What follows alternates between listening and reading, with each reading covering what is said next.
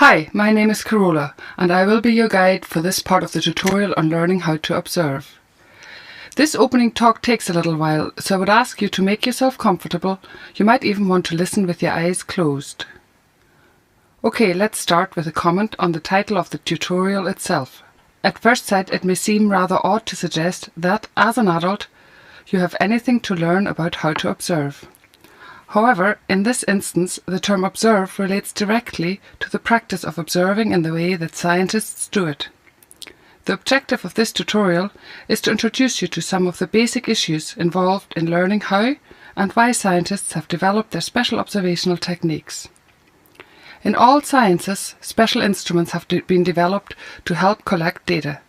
Examples include microscopes in biology, telescopes in astronomy, bubble chambers in physics, and PET scans for looking at the working of the brains in neuroanatomy. Each of these instruments opens up a new horizon on the kinds of things that can be seen with the naked eye. The kinds of data they collect help to give us more insight into the natural laws governing the physical world around us and the physical world within us. When it comes to observing people, however, it is difficult to imagine what needs to be developed. This difficulty arises because as adults we are already used to observing people on a daily basis. Indeed, from the moment we are born we have been observing people. So what is it that you might have to learn? The first thing to acknowledge is that yes, you are experienced in observing. But there's one difficulty, indeed a major difficulty, in observing people from the perspective of a lay scientist. That is, lay scientists usually are unaware of the extent to which their skills in observing are influenced by their educational histories. We have all been exposed to different ways of learning about the world into which we were born. The problem is that with such a variety of training histories, there is no consensus on how to observe the world. In fact, it may never have occurred to you that there should be an agreed upon way to observe. You just did it your way, your friends did it their way. But let me put this to you. Imagine for a moment that there's no such thing as a microscope. Now, there was a time when this was indeed the case. People during this time could not conceive that such a thing might exist. They went about their business doing their science and coming up with ideas as how bits and pieces of the world might work. Imagine that we transported all these scientists to our time and showed them the things that can be seen with modern microscopes. It would blow their minds. Suddenly, many of their previously cherished ideas and beliefs would be cast aside because new information showed them simply to be wrong. Alternatively, many of the ideas might find support because now there would be new kinds of data to support them. The lesson here is that despite the fact that large numbers of people shared similar ideas on how the world worked, many of them distinguished scholars, it took special kinds of data from specially designed instruments to show them how it really worked. So how does this lesson translate into the development of techniques for observing people? There are two interrelated points to consider. First, each of us has to examine the way in which our learning history influences our skills in observing. Second, we have to take steps to protect our observational skills from such influence. Bear in mind also that in any science there is one implicit assumption. It is this. It is assumed that there are natural laws governing how the world works, and that includes how we function as human beings. There is no point in doing science if we don't hold this assumption. This is because a practice of science is a search for these natural laws. Let's now pick up on the first point I raised, the notion that there is something influencing the way in which we casually observe people. In real terms, this usually takes the form of mixing interpretation with observation. One way to see what I mean is to do the following. Whenever you finish listening to this section of the tutorial, find a place to sit and watch people engage in some kind of activity. You could be sitting in a cafe, for example, watching a person doing something as simple as going up to the counter to pay for their coffee. Wherever you are and whatever you observe, see if you can catch yourself imagining what that person is thinking. Chances are that this is exactly what you will find yourself doing. Now here's the point, and it's a simple point. When you observe the person's action and when you imagine what they are thinking, you are in fact doing two different things, observing and imagining. The problem is, you might not have noticed this. What's more, someone else looking at the person might observe the same, but imagine something different from what you imagined. Whatever you imagine then, the point is that you will have confused your own response to the actions of this person with the actions of this person. Learning how to observe is learning how to catch yourself making this mistake so that you can avoid it in the future. To complicate matters, lay scientists usually succumb to the mistake of mentalism. The term mentalism refers to circular reasoning associated with the use of everyday words to explain someone's action. Typically, many of our everyday words like personality, attitudes, mood, and many more provide the illusion of having supplied an explanation for a person's action. But in reality, these words actually cut short the search for a real underlying explanation of what is observed.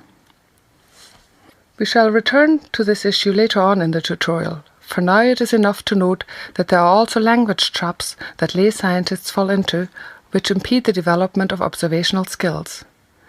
These traps are further reflections of our pre-scientific history with respect to the development of a science of behavior. Essentially, this means that if you don't know that you need to catch yourself either guessing what someone is thinking or getting caught up in mentalism, then you will not know how to fine-tune the development of your most basic scientific instrument, your observational skills. Here's a short video clip that will appear later on in the tutorial.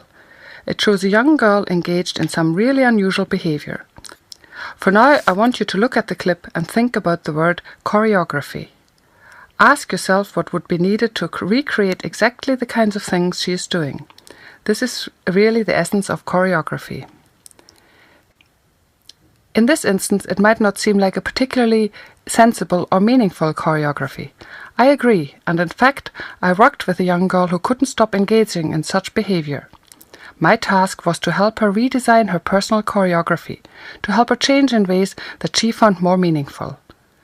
Like an artistic director of choreography, we needed precise details on exactly what she wanted to stop doing and what her new behavior would look like.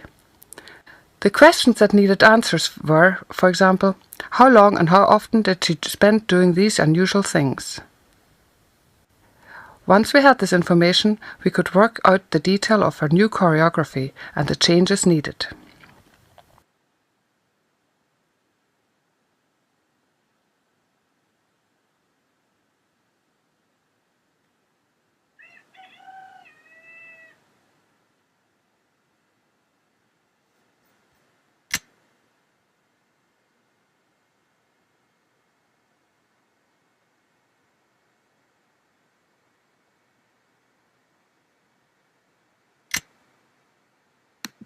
Developing precision is not an activity to be retained exclusively for dealing with unusual behaviors.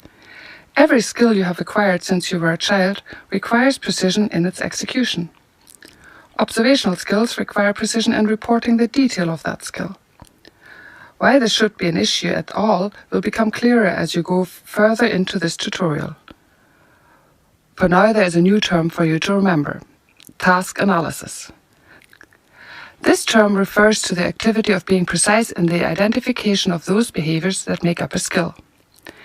Indeed, the analysis of any skill can be thought of as the act of determining the sequence of behaviors that make up a fan-like diagram in the slide shown here. Your task is to take each of the words that follow and write down the steps in the sequence of behaviors making up that skill.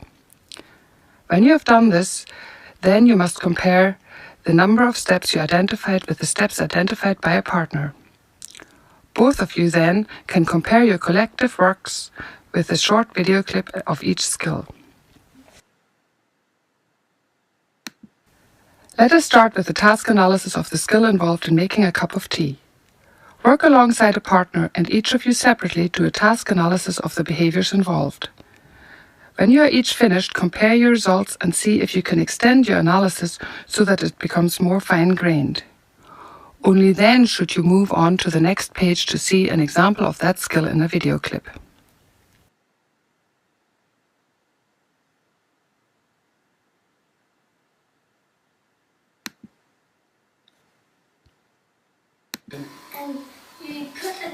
bag into the coffee pot and then you boil water in, and then you put some milk into the cup. Pour the coffee and tea in and put some sugar in and mix it around.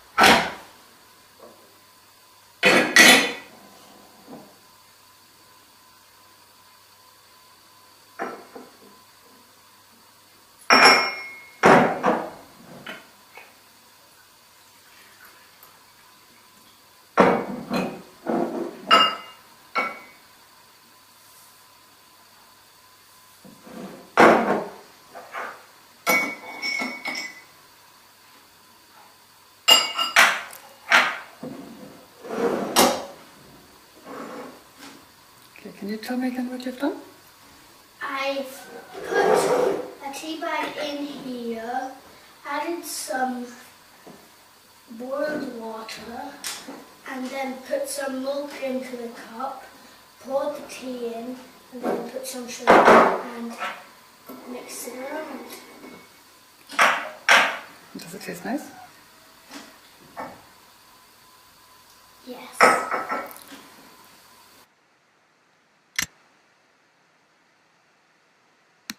Do the same again with the skill of washing dishes.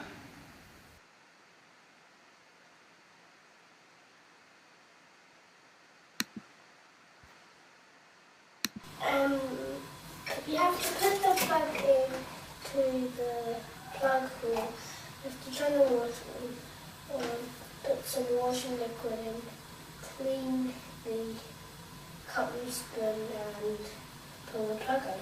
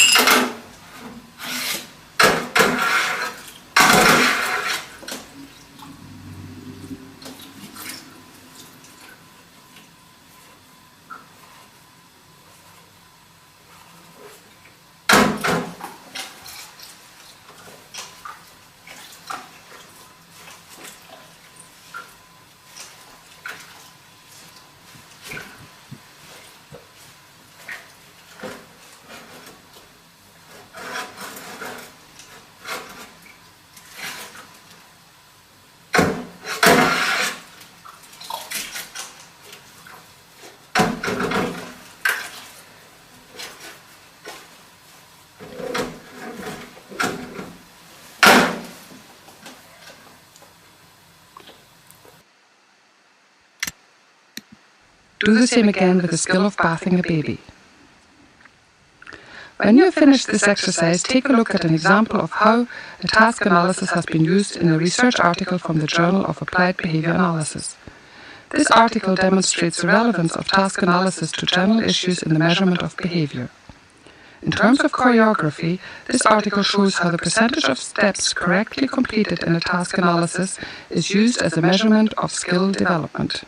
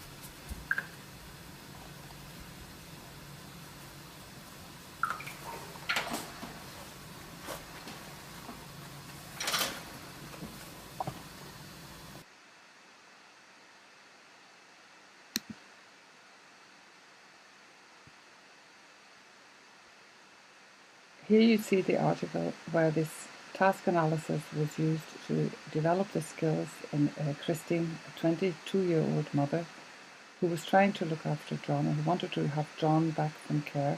John was 5 months old. Christine has learning disabilities and a history of physical and sexual abuse. She had placed John in foster care a number of times prior to the intervention, and however she now requested that he would be returned back home to her. And she had acquired some basic parenting skills such as diapering, bathing and positive stimulation. But here we concentrate on her bathing and diapering or changing the nappy skills.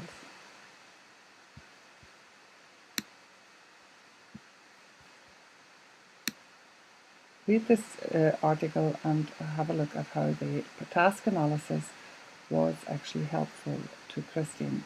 And here you have the reference of the Green, Norman, Sarah, Daniels and Lubeck in 1995 Journal of Applied Behaviour Analysis. You can pause the video here to take down a note of that reference.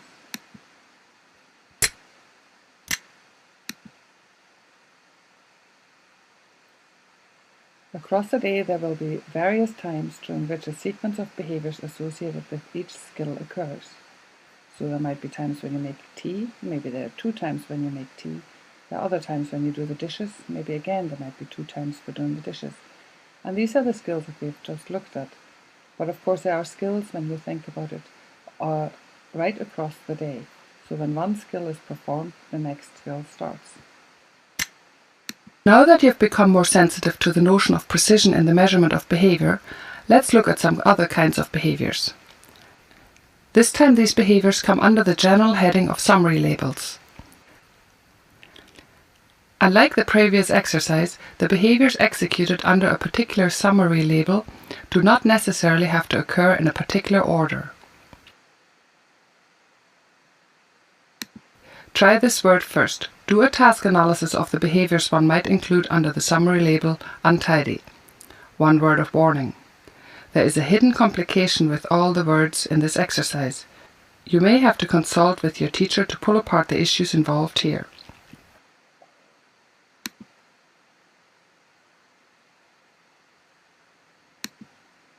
Do a task analysis of each of those words. Pause the video to give you time to do this. It is a good idea for 2 people to work together if you have a colleague, so that you can compare your task analysis with each other. There were 3 main lessons from this section on summary labels. First, as was the case with the exercise with skills, it is possible to develop various degrees of precision in the identification of the behaviours associated with summary labels. The second lesson was that it was impossible to list these behaviours without at the same time including reference to the environment in which they occurred. Just as there were many different ways to be untidy, there were many different situations that make this word appropriate. This fact also shows up clearly the extent to which summary labels are incredibly imprecise in their meaning. We have to be careful how to use these words in a science that demands precision.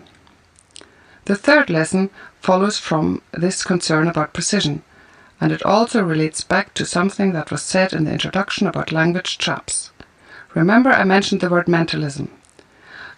Well, the kinds of words used here as summary labels have another significant aspect to them. It is this. These words are often used to explain a person's action. For example, we say someone does such and such because they are untidy, or because they are insecure, or because they are disruptive. Used in this way, the word at the top of the fan of the lines in the diagram we have been using is regarded as an explanation for the list of behaviours at the bottom. But this is simply wrong. Any word at the top of the diagram is merely a descriptive term for the list of behaviours at the bottom of the diagram. Unfortunately, much of psychology has not recognised this mistake of mentalism, but that is another story.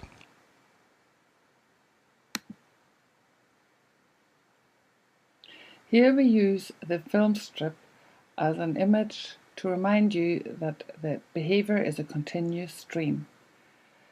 Like in a choreography, the word we mentioned earlier when we watched the young girl with her book, reading her book, the choreography of everybody's life plays along an unending behavioral stream. For the analysis of behavior, we take one of the snapshots out of that behavioral stream and put it under the microscope to allow us a more detailed investigation of that particular snapshot in time.